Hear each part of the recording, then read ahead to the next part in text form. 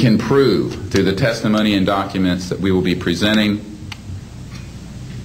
that this subject has been hidden from members of Congress and at least 2 administrations that we are aware of, presidential administrations, and that the Constitution of the United States has been subverted by the growing power of these classified projects, and that this is a danger to the national security. There is no evidence, I wish to emphasize, that these life forms from elsewhere are hostile towards us, but there is a great deal of evidence that they are concerned with our hostility. There are times when they have neutralized or rendered inert the launch capabilities of intercontinental ballistic missiles. Witnesses here today will describe those events to you. They have shown clearly that they do not want us to weaponize space, and yet we are proceeding down that dangerous path. And it will be established that these projects, because they have not been supervised properly by the Congress, by the U.S. President, by the international community, have become a threat to the national security. And for this reason, we feel we must disclose the facts. This is the beginning of the campaign for disclosure. And in a memo that I wrote to President Bush last week, I've stated that this campaign will persist until our goals are met, and they are as follows: that we have open, honest hearings on the subject in the U.S. Congress, that there be a permanent ban on the weaponization of space or the targeting of any objects of extraterrestrial origin, that there be a full and complete study of classified technologies connected to this subject to see how they could be properly declassified and applied for peaceful energy generation so that the world may get off of fossil fuels in enough time to prevent greater ecosystem damage or war over the looming energy crisis, which is sure to sweep the earth in the coming decade. This is a matter of the most pressing import. It has been ridiculed, yes. I know many in the media would like to talk about little green men. But in reality, the subject is laughed at because it is so serious. I have had grown men weep who are in the Pentagon, who are members of Congress, and who have said to me, what are we going to do? Here's what we will do. We will see that this matter is properly disclosed, and these courageous witnesses, the first 21 of over 100 that we have already interviewed on videotape, have stepped forward to speak the truth. Now, I expect people to be skeptical, but not irrationally so, because these men and women have come forward and they have their credentials, they can establish who they are, and they have been first-hand witnesses to some of the most important events in the history of the human race. As was pointed out to me by some of the men here, they were charged with handling the nuclear weapons of the United States. Their word was trusted on everything of great importance for the national security. We must trust their word now. As Monsignor Balducci said at the Vatican, in an interview I had with him recently, it is irrational not to accept the testimony of these witnesses. So please be skeptical, but that is not the same as prejudiced and closed-minded. This is a matter of great importance, and I ask the media, the scientific community, and the political community to look seriously at this matter and to do the right thing for humanity and for our children.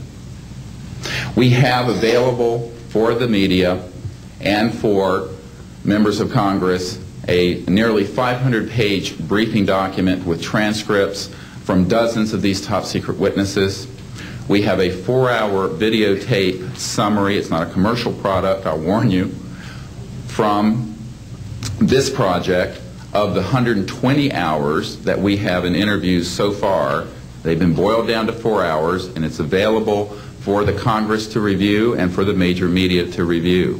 We can establish that this subject is real and has tremendous significance for the human future. I ask on all of you who are listening to contact the members of Congress that represent you and the leaders around the world and other countries and ask them to hold an honest inquiry into this subject to support a ban on weaponizing space, since we are sharing space with other life forms, and that we move quickly as a people to understanding that this is the end of the childhood of the human race. It is time for us to become mature adults in the cosmic civilizations out there. To do this, we must become a peaceful civilization, and we must look as we go into space with an intent of cooperating with other civilizations, not weaponizing that high frontier. The men and women who will speak next will do so in order, beginning on your left. They will introduce themselves. I ask for the media to refrain from questions until each witness has spoken briefly about who they are and what they have personally been involved with or witnessed in their government, military, or government-connected careers. At the end, we will have questions. All of you may ask questions for as long as we can stay here, and we will provide you with all the information that you need. So we will begin now with the first of our witnesses, Mr. John Callahan.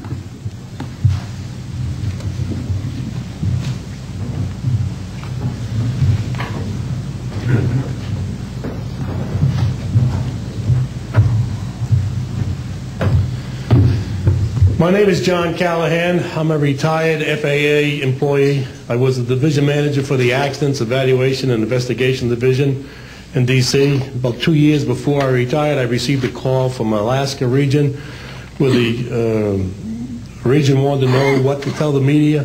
When I questioned, tell the media what, he says about the UFO, and it went downhill from there. What UFO?